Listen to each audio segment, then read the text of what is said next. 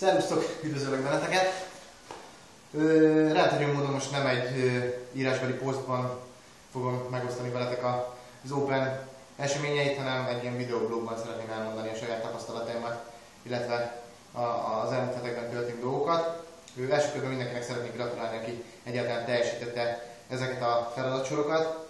Különösképpen Bodnár Ádámnak szeretnék gratulálni, ezúttal is Árikám fogad a készfogásomat, hiszen a 41. helyen neki sikerült kijutni a regionálisra a fiúk mezőnyéből, ami hát utána ő a második ilyen regionálisan résztvevő magyar versenyző, tehát én ennek nagyon örülök, bízom benne, hogy kint is hasonlóképpen tud majd szerepelni, illetve megtapasztalja azt, hogy milyen egy ilyen külföldi verseny a légkör, ami azt gondolom, hogy egy picit másabb, mint a hazai crossfit versenyeken tapasztalható volt eddig, hiszen a nagy versenyzők is ott vannak, a tényleg nagy nevek.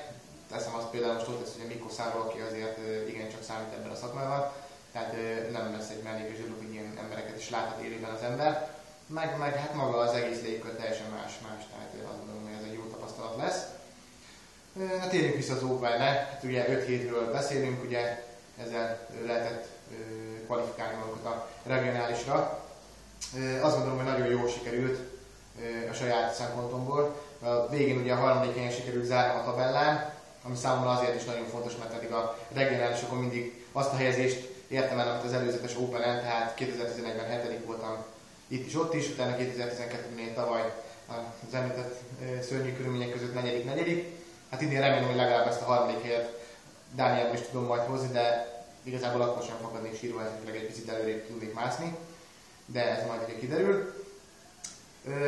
Az első héten ugye kezdtünk ezzel a szakítós feladatsorral. Most minden feladatsort nem fogok külön elmondani, hogy mi volt benne, mert úgyis tudjátok, valamint Inike még egy posztban ezt le fogja írni, tehát szépen vissza lehet ezeket olvasgatni. Tehát a szakítós feladatsorban volt a leggyengébb a teljesítményem.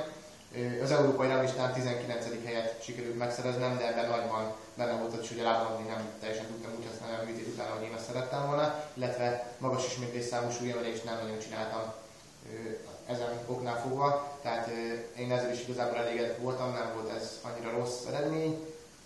Lehetett volna jobb is, de azt gondolom, hogy azóta rengeteget dolgozok ezen, miért dolgoztam rajta, meg még fogok is, tehát mindenféleképpen ki fogom én ezt javítani, mint ahogy ígértem, még annak idején fogok én még egy 190-es végrehajtást pirítani ebből. A második héten volt egy viszonylag egyszerű, de mégis nehéz feladatsor, hiszen ez a fejfelé juttatás, deadlift, illetve boxjump kombináció amennyire egyszerűnek tűnt, annyira nehéz is volt, illetve annyira megkavarta a sorrendet. Ezt leginkább a tavalyi burpees-t tudnám hasonlítani, hiszen ott is az egyszerűsége mellett nagyon megkavarta a helyezések sorrendjét, hiszen ezt szinte mindenki meg tudta csinálni, nem volt vele túlságosan nagy probléma, tehát viszonylag egyszerű sztenderdek mellett is végre lehetett hajtani ezt a gyakorlatsort. És hát azt gondolom, hogy aki ebben jól teljesített, azt utána eléggé előre tudta dobni a ranglistán, tehát viszonylag keményen kellett ezt is húzni. Itt is féltettem egy kicsit a térdemet, de szerencsére ezzel nem volt probléma. Bár a vállomban volt egy 3 napos izomláz utána, de azt gondolom, hogy ez belefér. És tényleg annak nagyon örültem, hogy a térdem nem sérült tovább, és nem lett semmi olyan dolog, ami a későbbiekben is hátráltathatott volna a felkészülésben. Itt a 15. helyet szereztem meg, amivel egy kicsit ugye előre tudtam jönni az európai ranglistán. Szintén elégedett voltam, sérülésmentesen szépen tovább tudtam haladni. Ugye elsődleges célom nekem az Open előtt mindenféleképpen az volt, hogy 48-ba egyáltalán beleférjek ilyen lábbal, ami azóta annyira följavult, hogy most már tényleg nagyon örülök, hogy így tudok teljesíteni, ahogy most. A harmadik hét az a wall-ball dupla tekerés, illetve muscle up kombinációs feladatsor volt. Ezt az előző héten pont előtte csináltam meg, akkor ugye sikerült szintén egyéni csúcsot menni benne, az 276 ismétlése sikeredett. Most az Open végrehajtásnál 288, tehát nagyon jó belőttük a taktikát, végig nagyon jól bírtam, azt gondolom, hogy az egyik legjobban sikerült vonom volt. Itt az európai ranglistán a 4. helyen végeztem 9 ismétléssel Mikko Szálló bácsi mögött, aminek nagyon örültem.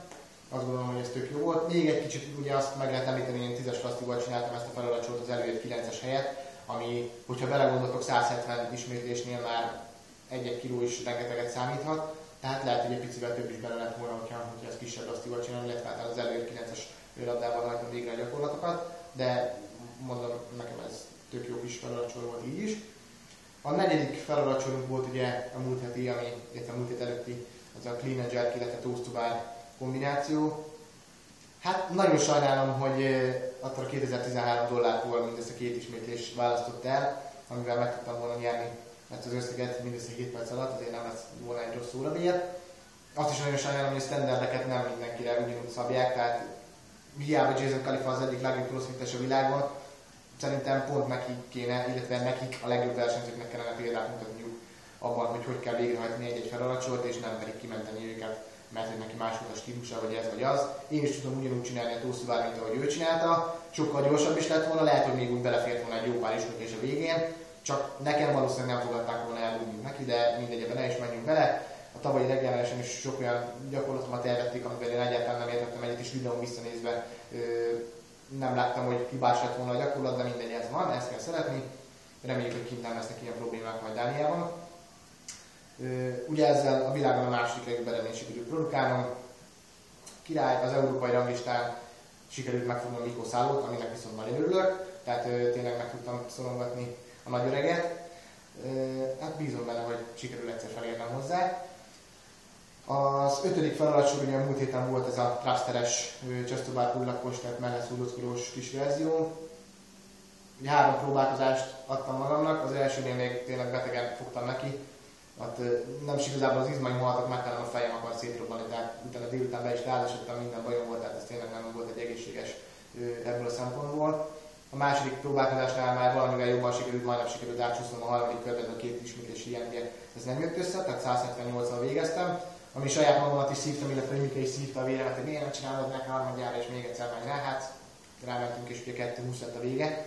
Így bekerültem abba a durván 30 emberes körbe, akiknek a harmadik körbe sikerült ugye bejutniuk, és ez a 200 pluszos ismétlést értek el ebben a feladatsorban, ami azért nem egy rossz dolog, tehát azt gondolom, hogy mindenféleképpen ez is egy pozitívum a dolognak, illetve ennek a feladatsornak, az Opennek.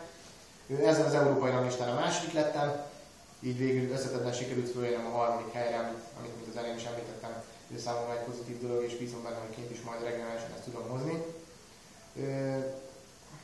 Hát a továbbiakban nézve, ugye még 6 hét van a regionálisig, továbbra is nagyon keményen dolgozok, ez a hét egy kicsit pihenősebb lesz, ezt nem szeretném annyira széthajtani, a jövő héttől azonban visszaállunk a kemény munkára. A gyengeségemet is ismét egy picit előtérbe kell helyeznem, hiszen még ugye nem tudjuk a feladatsorokat, de mindenféleképpen nálam a múltkor a Diane jelentkezett ez a hátsó mozgáslánc állóképességi hiány, tehát deadlifteket azt most előtérbe fogom helyezni, hiszen hát nem tudom, hogy mire lehet számítani a regionálison, de én egy deadlift clean and jerk létrára számolok ilyen magszerű felmérésben. Aztán majd persze ez kiderül, hogy így lesz vagy sem. De ezeket mindenféleképpen egy kicsit fel kell hoznom. A felső testem ereje az azt gondolom, hogy jó formában van, tehát azáltal, hogy a lábam kicsit le volt robbanva, így elég sokat dolgoztam felső test, és mindenféleképpen ez jól be van erősödve. A súlymenő munkámon továbbra is dolgozunk, most már Rolla Ádámivel is együtt dolgozunk a szakításomon, azt próbáljuk szépen feltornázni.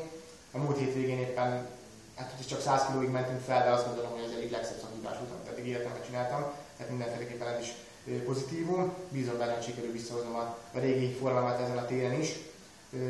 Hát nagy vonalakban ennyi. Nénekinek gratulálok még egyszer. Akinek nem jött össze a kijutás, az nyomja tovább, keményen edzen.